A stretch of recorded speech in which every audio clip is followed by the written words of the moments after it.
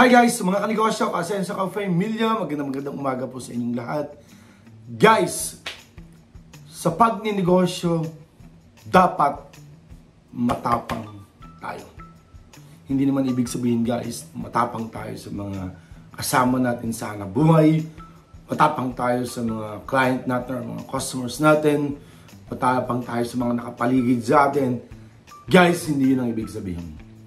Dapat pag tayo nagnegosyo, dapat may dibdib ka. Alam nyo yung maling iniisip ka agad ng tao. Pag negosyante, paisi-isi. Pag negosyante, hawak natin yung oras. Pag negosyante, big time, maraming pera. Guys, bago tayo magsimulang magnegosyo, pag-isipan muna natin ang papasukin natin. Ito ay matinding laban. Sabi nga, narinig ko yun. Pag empleyado ka, papasok ka sa umaga, sa hapon alabas ka, tapos na. Pero guys, ang negosyante, halos sabi ko nga sa inyo, pwede nga maging mangyari na 24 hours, talagang madaling araw pa, maaga ka pa, gising na, uuwi ka, kala mo tapos na. No, hindi pa. Nandyan pa yung mga isipin. So talagang sabihin natin na rest na rest lagi, lalo pa kung marami kang pinasusweldo, marami kang binabayaran, marami kang bills, marami kang hulugan, talagang dapat maging matapang ka. Maging matapang sa mga pagsubok na darating sa iyo. Guys, halos siguro 2 or 3 weeks tayong hindi nakapag-vlog. Yun nga, alam naman natin na nagkasakit yung brother natin sa Bataan. At nakakalungkot. Napakabilis ang nangyari. Nagkaroon siya ng chronic kidney disease. More than 1 year pa lang. Iniwan na niya kami. So, halos down na down talaga tayo. Kahit ilang araw na siya na nailibing, hindi pa rin ako, honestly, hindi pa rin ako masyado makakonsentrate. But syempre, pinaglalabanan, nilalaksan ng loob. Okay, marami tayong iniisip. Guys, sana may matutunan din tayo dito. Guys, nung mamatay nga yung brother natin, kahit nung magkasakit, ma-confine siya. Kasi guys, ang masakit nga, yun nga, meron siyang chronic kidney disease, and then, na-stroke pa siya. So, na-ICU siya ng ilang araw. Matagal, linggo. And then, yun nga, nung ilabas, kala namin okay na.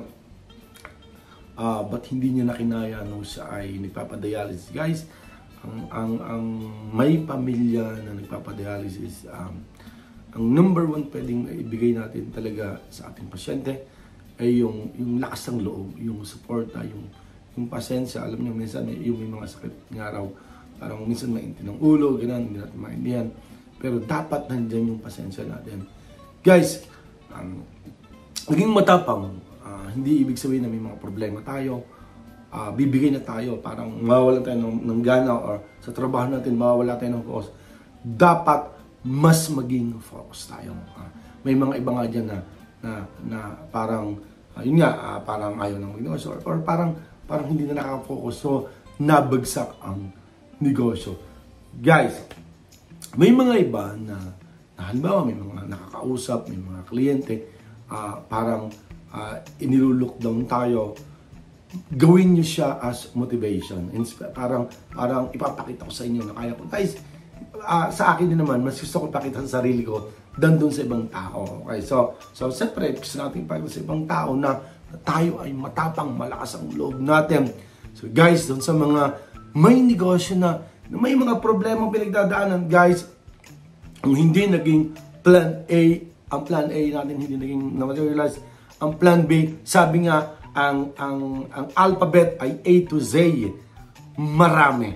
Okay, so huwag basta bibigay. Plan A, hindi nag-okay. Plan B naman tayo. Plan C, talagang pag talaga ng A to Z na, so talagang wala pa rin, it's time to rest muna.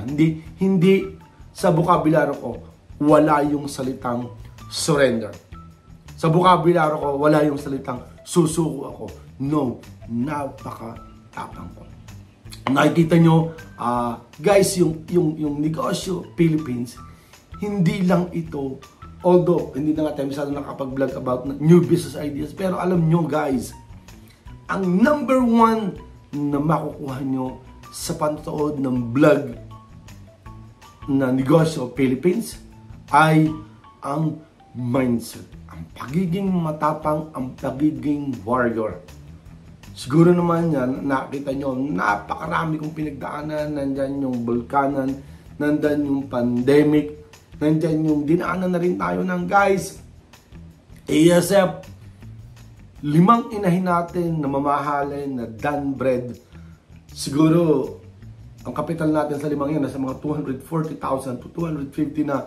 Kasi, guys, 37.5 ang isang inahin. Ang nakain niya, almost 3 months na. May mga kasta na ang iba, may mga sumpit na, buntis na yung iba. Okay, sad to say, patay silang lahat. So, yung father na natin is okay, pero lahat ng ating inahin, patay. So, sabi nga ng tagapag-alaga ako, pasensya daw, pero ganoon talaga, wala naman akong dapat sisihin, kasi dumadaan talaga. Hindi naman araw-araw, sa pinakita namin sa inyo, malaki yung kinita natin sa mga father na natin, and then yun nga, sa kabila noon, yung mga inahin natin, yung baboy, patay. So, siguro ngayon, concentrate lang muna kami sa fattener, hindi na muna kami doon sa inahin. So, yun, kinakalang maging matapang. Hindi sabihin na, titigil ako ng pagbababoy. No. Ngayon, yung mga hina-harvest namin ng mga baboy, yung kulungan nila, yung kulungan ng baboy nila, yung pig pen, hindi muna natin lalagyan. Hindi naman ibig sabihin ng pahinga. Hindi naman ibig sabihin, susuko tayo. No. Hihintayin lang natin na yung virus ay magtahimik, ang virus ay mawala, disinfectant tayo, pahinga natin, clean up natin, then saka tayo maglalagay ulit. Guys, meron nga tayong kamag-anak na humingi sa atin ng tulong, tinutulungan natin na magpagawa ng kulungan ng baboy. Imagine niyo, may mga iba na natigil na, may mga iba na nasurrender na. Samantalang kami, natulong pa ng pagpapagawa ng kulungan para magkaroon ng hanap buhay. Yun ang sinasabi ko, kinakailangan maging matapang. Tanda natin, kung minsan feeling natin na, pakiramdam natin na, gusto ko nang magbumigay, gusto ko nang tanungin ko sa'yo, ano ba yung purpose mo? Ano yung dahilan mo? Bakit ka nag-start magnegosyo? Isipin mo, napakaraming bagay kung bakit tayo ay kailangang magnegosyo. Okay? Guys, kung tayo ay naging successful na, huwag kakalimutan yung mga taong nandyan, nung may problema ka, yung mga tao na hindi talaga bumitaw sa'yo.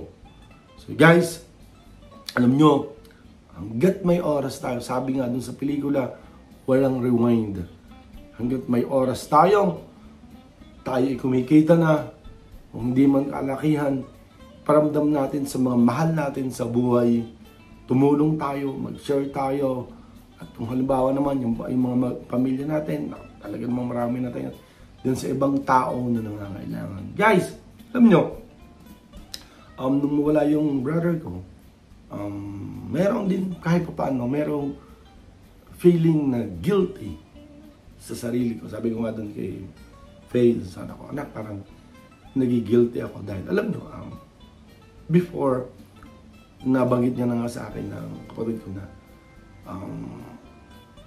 kung pwede ko raw siyang ibili ng sasakyan. So yung mga time naman yun, hindi pa rin naman parang kararating lang natin ng Pilipinas. So sabi ko, sige, So, bagamat ito naman, tumutulong-tulong naman tayo, ipapadala lagi tayo. Anytime na may kailangan, and then yung mga anak, ipapadala tayo. So, since day 1 nga na ma-diagnose na may kidney disease, talaga namang regular yung pagpapadala natin. So hanggang sa, sabi ko nga, bibili ko ng sasakyan kasi nga, service pagpapadialysis. So anong nangyari nga lang, mayroon din naman tayong isang kapatid na panganay na mas nauna ko nga naibili pa dahil siguro kilala niya na medyo may malungkot din, parang ganun kasi pumatay yung wife niya. So mas nauna ko siyang binili. So hanggang sa nag-decide nga na okay, ibibili dahil nga unang-una kailangan na rin naman talaga sa service kasi hindi po pwedeng basta yung hindi aircon talaga. So alam nyo guys, the day, actually not the day, parang oras lang pag-itan na bibili, Sunday, bibili na talaga kami. Tatlo na yung kausap ko, nabibilhan ko. Iniintay ko lang yung tito ko. Iniintay ko lang yung additional na pera dahil nagbenta kami ng baboy. So dadalhin sa akin, medyo na-delay yung pagbabayad ng baboy. Nag-base na ako. Pupunta na kami hanggang sa may na-receive ako na tawag. Kinakailangan dalhin na ulit sa ospital yung kapatid ko. And then hanggang sa sinabi na nga na gano'n na nga. So, yung bad news or yung sad news. So, may halong, pero hindi naman tayo nagkulang. So, payo ko sa inyo mga kanegosyo, hanggat kaya natin, okay, kung may kaya natin tayo, maliit na bagay, tulong tayo sa ating mga mahal sa buhay. Mahirap ang wala ng mahal sa buhay. So, yun nga lang, sabi ko nga, pangako ko ng mga anak niya, ako na yung papaaral, and then tatayo tayo ng negosyo, tatayo tayo ng Adbatec CCTV sa Bataan. Soon, ang Adbatec CCTV ay makikita natin sa Bataan. So, mga kanegosyo, maging matapang. Hindi pwedeng tayo ay panghinaan ng loob. Dapat makita ng mga kasama natin sa negosyo, kung tayo may mga tauhan, may mga staff, makita nila na yung owner, yung manager, ay malakas ang loob. Yan ang tatanda natin.